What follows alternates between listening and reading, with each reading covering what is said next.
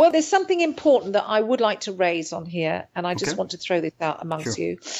One thing we do need to look, let's forget the red clay, let's forget the post-1945 dentistry, let's forget the aging of the bones, which was older than a 45-year-old man.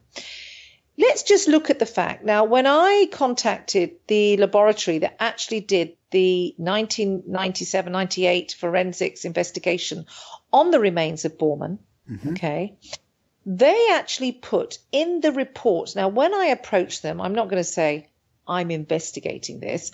I approached it very casually, like, did you do this? And could you give me some information to access the file, blah, blah, blah. And I actually spoke to Dr. Katja Anschlinger, who was one of the doctors who performed the forensic, the DNA. And I communicated her on the phone and in email. Cool. And so she initially, I don't speak German. So she speaks beautiful English and we communicated, but she didn't quite know what I was going after. Mm. So I contacted and I said, I'd like some information about that, blah, blah, blah, and about the DNA and whatever. Because to be honest, I was trying to get DNA profiling for the, obviously for Martin Bormann. Now, when I contacted her, we spoke about what they did. Now, let's think about this. If you are a group of scientists and you're fully funded and you have the body of, let's go back to Napoleon. I would imagine if it was me in charge or one of the doctors on that, we're going to take every possible sample and nuclear DNA and mitochondrial DNA, and we're going to take this and you're going to do everything because you've got one chance, and this is history and you're documenting something. Obviously. Now, you have Martin Bormann. Now, there are two things that are really, really important here. Within the report, when they write up their report, they also have to write up why the investigation was requested. And they put actually within the report, which you can access, I can't remember the name of the journal, it's in German, but it is up there. Normally you have to get it through an institution, but I have a copy of it. That's okay. That's a detail. Okay, you can find it. Yeah. It says in there, the reason the investigation was conducted on the bones was because the West German prosecutor was very concerned about a book that was written by a former secret British agent, John Ainsworth Davis. Now, within the actual report in the University there of Science is the catalyst to that investigation, because they were very worried about what John Ainsworth Davis said about Bormann. Now, that's one thing. It's in there. That gives credibility. A West German prosecutor, why would he take notice of some book that's just a novel? Yeah. You ignore it. Number two, I asked her about the profiling. Could I please have a copy of the DNA profiling, whatever? And she sends me back the mitochondrial DNA and accesses it to me. And I write back and I said, what about nuclear DNA? No, we only took mitochondrial DNA. Now, what does that tell us? You'll have to spell it out for us. Right, I'm going to explain that to you now. Now, why did DNA can be matched to, now, and that's it. They used, supposedly, this is important before I explain it, they used the bones of Bormann to match with a relation, and it was a distant cousin from his mother's side of the family. Martin Bormann's son, Adolf Bormann Jr., who was Adolf Hitler's godson, was by now... His name is actually Adolf? Adolf, that's his real name, Adolf Martin. He was actually in the public domain. He had been a Jesuit priest, okay? Yeah, that's the guy who supposedly disowned his father and all that. Actually, he never disowned his father. What he did was he then went round preaching. He was in the order of, and this is very interesting. When he went into the Jesuit order, he was then sent to a mission in Central America. Okay. Something happened. He had an incident. He almost died. He was nursed by a nursing nun. Her name was Cordula. It's very romantic. And they fell in love. So they both renounced their vows to the church and they got married. So Martin Bormann Jr. married Cordula, who was a nun, and they lived quite happily ever after. Didn't have any children. But what they did then, he went back he was in Germany, and then he decided he went around schools lecturing about the the dangers of war and whatever, and how awful it was in Germany, whatever. He never renounced his father. Now, they could have gone to him very easily because he was out there. Adolf or Martin, could you please come in and give us a swab so we can do a comparison next to these bones? Right now, these are not 3,000-year-old bones. These are bones that, have only been, even if he died in 45, they haven't been around for that long. So, no, they didn't. They chose to bypass the legitimate son to find a relation of the mother. Now, I'll tell you why they did this. Nuclear DNA can match children and siblings to each other. Mitochondrial DNA, so if what they took out of Martin Bormann's bones can only be matched with relations of his mother. They are only passed by the mother. So we cannot use that profile to match any of his progeny. Right. So think about this. Yeah. Because he even had illegitimate children. I believe he had children. One child, I believe, and I think this is the key to this investigation, if I can go on my hunch. Now, I'm going to tell you something I haven't told anyone. I have actually, it's taken a long time. In fact, he had one particular child, which I'm in contact with, who was conceived in a clinic in Brazil, in 1951. And she was born in 1952, and she was adopted by the former head of Trujillo's naval people that were going into Brazil, doing deals with the Germans to buy hardware.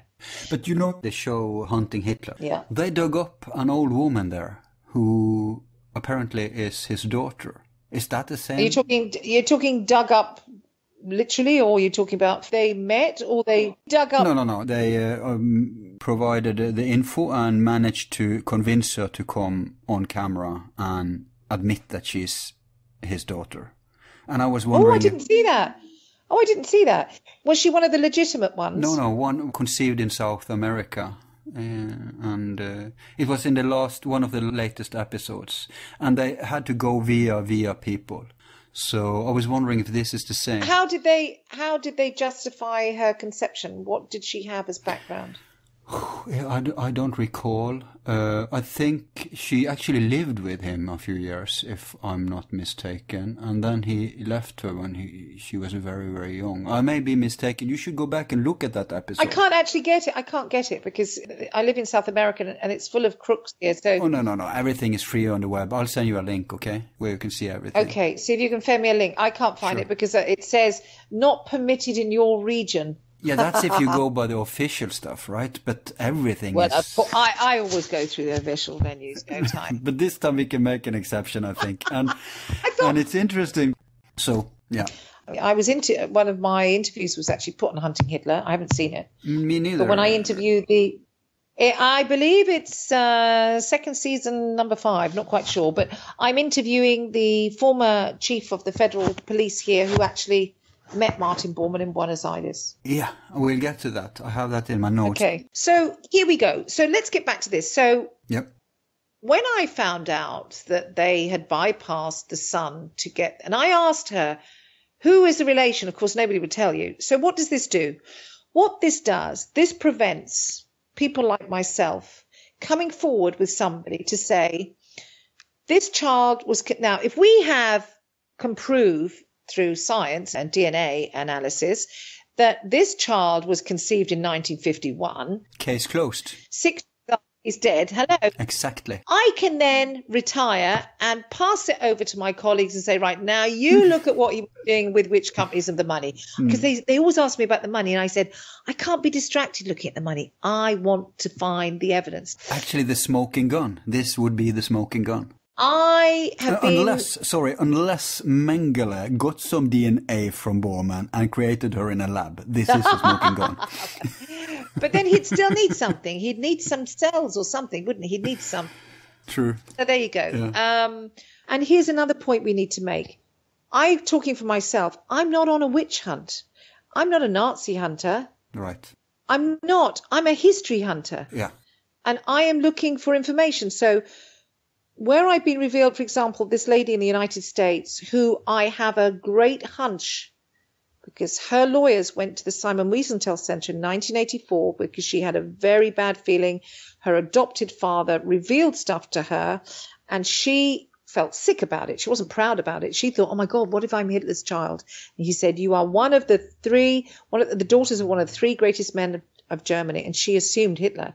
She didn't even know who Bormann was. It was only when she got hold of me and I started to look at the locations and the things, it starts to sort of, like the dot to dot, you see little lines coming out.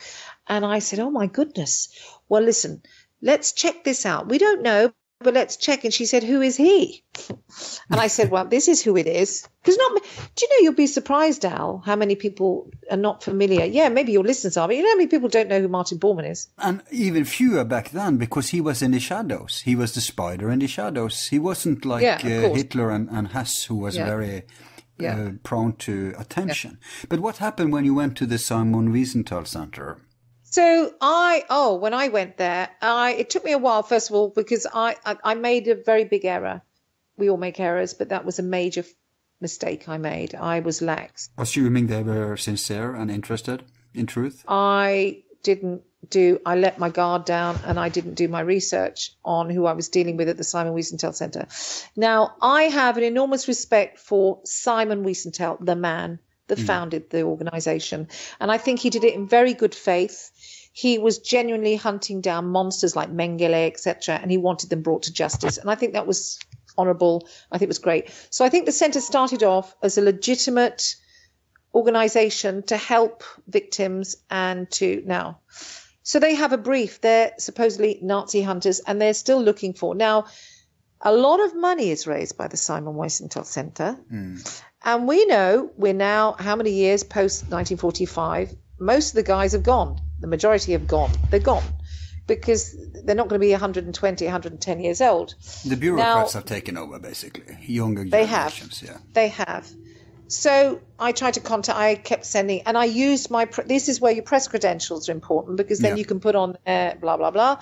So I was approaching them as a genuine member of the press. Now, the reason I contacted them was because although this lady came to me for help, I still have to check out that she is genuine in that, not necessarily that she is a child of one of the Third Reich, but that she has a genuine cause and she genuinely believes this, and it's not for motives of fame or protagonism or, do you understand? She really has concerns. So when she told me that after her father's death, she approached the Simon Wiesenthal Center in 1984-85, I had to go and check it out. So I contacted them. And it took me ages to get some feedback. And I nagged and nagged. And finally I got on the phone and I did my little bit of heavy duty stuff. You know, basically, I'm a journalist and we're on the record now. And could I talk to, and why are you not taking my calls? I finally got through to speak to the head of the Simon Wiesenthal Center, who is Ephraim Zuroff, a New Yorker. And this was back when? This was probably in 2009. I can't remember when it was. Not that long ago. Okay. Not long ago. Because this lady came to me, I think in 2007. Maybe it was a bit earlier than that, 8 or 9, I can't remember. But it was later into my investigation that I decided to double check with them that if they actually have on the record that some attorney in Florida approached them about a lady who was adopted by this chap from Dominican Republic, and then went to the USA. Now, they did have it on the file, and it is true what she told me. She told me her attorneys told her that the Simon Wiesenthal Center would not investigate it because they didn't have the funds. What are they spending the funds on? Champagne? So I can't think of anything more that's worth spending funds on, which is potential that you were adopted in Brazil, where Mengele was. The very reason they are existing, you know? Yeah, right, exactamente. So that was my point, and that's why I say I do not want to spit on the memory of Simon Wiesenthal because I think he was a great man. But I have to say that is not what it is anymore, the Simon Wiesenthal Center. Let me corroborate that story because we have one of our regular guests, Peter Lavenda. He's also a boots on the ground guy, right? He was probably the only one, actually, who managed to get into Colonial Dignidad and out alive. Yes. But he was young then. He didn't know the game. He went straight to one of the people he tried to contact was the Simon Wiesenthal, because the American government just dismissed it. Yeah. Obviously back then he didn't know they were in cahoots. He discovered this later. Now the documents is out there. It's all proven. So they knew about Colonial Dignidad. They knew about what was going on there. All that stuff they knew. In fact, they were waiting for Peter when he came back on the orders from Colonial Dignidad. But he tried to go to Simon Wiesenthal Center, and they too dismissed him. Oh, really? They wouldn't have anything to do with it. Exactly. And I asked him, because Peter, like you, he has some intelligence sources and stuff like that. And he thinks that after... who was the latest Nazi to be captured? Was that... Pribke. When was that? Eric Pribke, 2010 or 11? No, but before that there was it Barbie? Eichmann. Huh? Eichmann, exactly. Buenos Aires. He said that after Eichmann there was a complete lid. Mossad, CIA, nobody wanted to go after them anymore. He thinks it's a deal or something. I don't know what. But this is it. We're moving on. Well, it's all a show. Because I know they came down here in 2011. Anyway, that's really interesting. I wonder if you could contact Peter and ask him who he dealt with at the Simon Wiesenthal Center. How many years ago was that? Do you know? I believe this was very early, actually, because it may have been in the 70s, at least, or the 80s. I'll ask him. Or you can ask him. I can give him his contact and you can ask him. Yeah, because he did, I think the earliest book I've got it here, is The Unholy Alliance, isn't it? The involvement with the occult.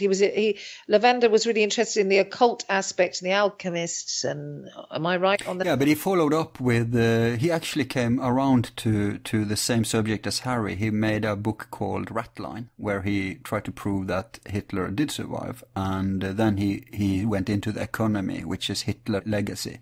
Yeah. So he's still deep in that. And just now he has a huge project with this famous guy, Tom DeLonge, some pop artist that everybody apparently knows who is. And now they're doing the whole NASA Nazi secret space program stuff. So he's still deep in the Nazi thing. Oh, right. Okay, wonderful. I'd like to know who that was, because the chap that I spoke to, and I have to say he was incredibly rude, and he was the head of the Simon Wiesenthal Center, and it's Efrain Zuroff, and he was a New Yorker running this. I was talking to him in the head office in Israel, okay, and it turns out that he was the former training officer from the Mossad school. Right. So he's basically a gatekeeper. I was like, oh no, I made major mistake. So initially, when I asked him, I said, look, could I have the file? I'd like to. And first of all, how can it be possible that Simon Wiesenthal was one of the ones that actually said Bormann escaped? You know that? When the bounds were found, this is before that he had the... Was this before Manning and Farrago? He said this, Wiesenthal? Yes. Wow. Yes. And up until his death, he believed that Bormann had escaped. And it was when they found the bones that he was like, oh, he was actually in there. He didn't actually analyze the fact that he could have died later and been put back there, made it look like he died then. But anyway, I realized I'd made a boo-boo then, because he was really quite confrontational in the conversation, which is really not necessary, because your job is to be, and he came here called Operation Last Chance in 2011, where he came down here to look for supposedly some doctors, the last Nazis that was still living down, funny enough, in Bariloche. And I know for a fact he was taken to a house where supposedly there was this person inside. He didn't even go in. He just did the press opportunity of him being there, and then he got on the plane and went. Free holiday. It was all a public relations trip. That we're doing something, but they weren't. So when you say there was a shutdown and a lid put on it, an agreement, that's very likely, because that answers that question. But so he said to me in the conversation, basically, I don't buy it. I told him, look, I really need your help. Could you access the files? I need to look at the DNA you've got held there. And because I also need to compare what they've got there with the university in München. And no go, shut down on me. He didn't buy it. He didn't want to know. He didn't believe it. And I said, it's his damn job. People come with tips. People come with inquiries. It's his job. Yeah, but to turn around, but isn't it a joke when you say you got somebody coming asking you for help to support a project that you're supposedly being funded to do, for people like me to come forward and say, look, we've got this, let's look at it. Yeah. You're handing it on a plate, basically. Yeah. No, I don't buy it. That's exactly what he said. I do not buy it. And I said, I'm not asking you to buy anything. You're asking to help improve it, right? Not buying. Yeah. So I realized that was a little eye-opener for me. And I thought, that was a mistake.